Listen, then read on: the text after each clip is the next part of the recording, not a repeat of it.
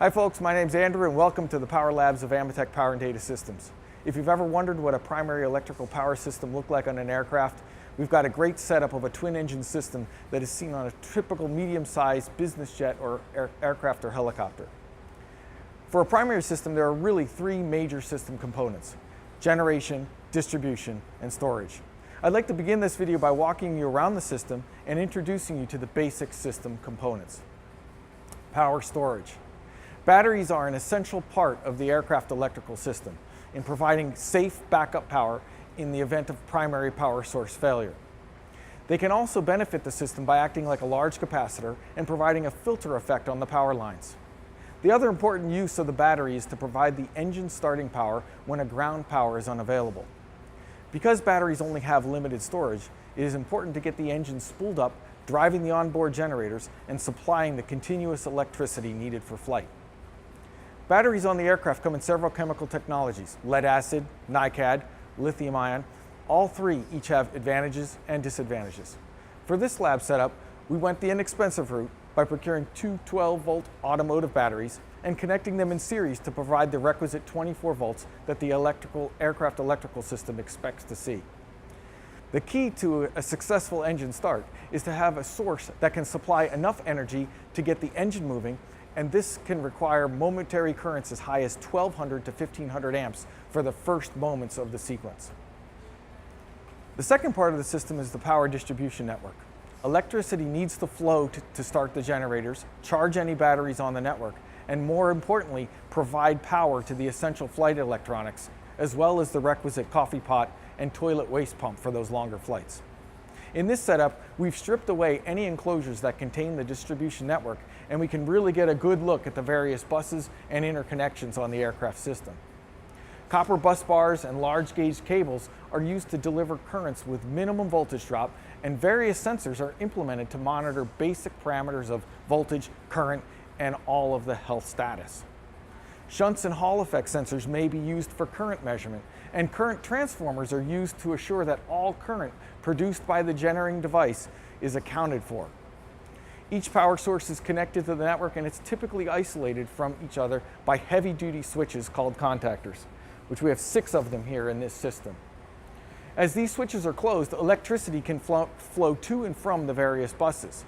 Contactors also play a key role in system safety by providing the isolation of electrical faults and the ability to establish bus architectures with different criticality levels and rates of guaranteed availability.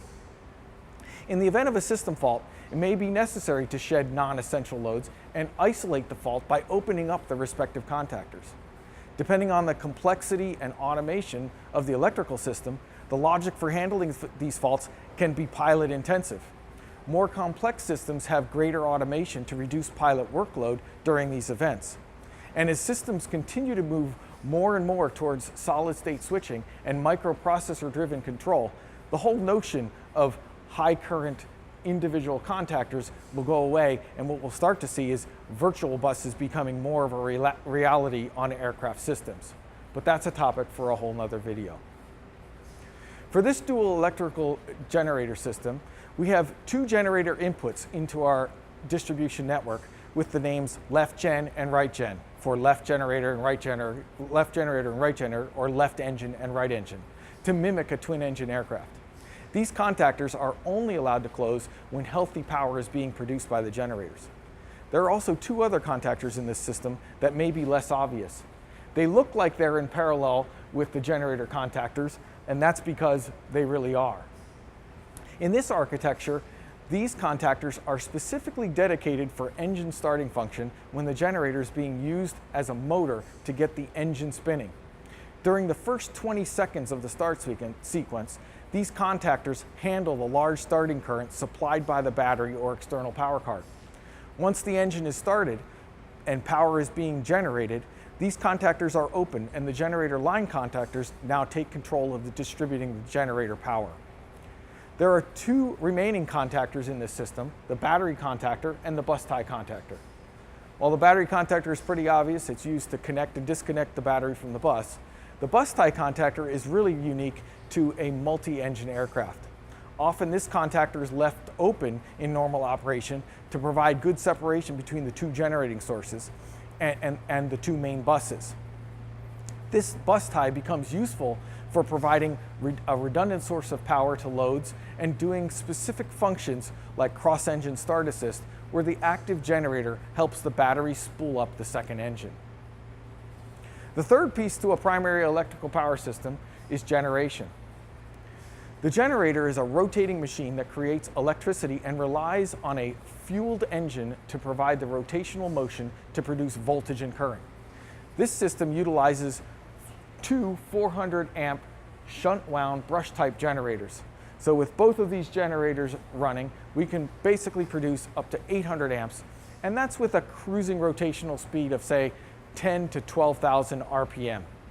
This equates to about 22 kilowatts or about 30 mechanical horsepower to provide electricity for the entire aircraft. To regulate the voltage from the generator, a generator control unit is used to tightly adjust the field current within the generator to make sure we have a solid and stable 28.5 volt output. The GCU is one of the most important pieces of the electrical system. Besides being the key component for controlling the engine start logic, a loss of voltage regulation can cause widespread electrical damage to loads on the aircraft. For this reason, extensive built-in testing and redundant regulation functions exist in this unit. So that's a quick intro of our primary electrical system. In later videos, we'll go into more detail of the architecture and the performance of the system, and we'll also demonstrate some aircraft start and generation sequences using this setup. For more videos like this one, feel free to subscribe to our channel or visit us at ametekpds.com. Thanks.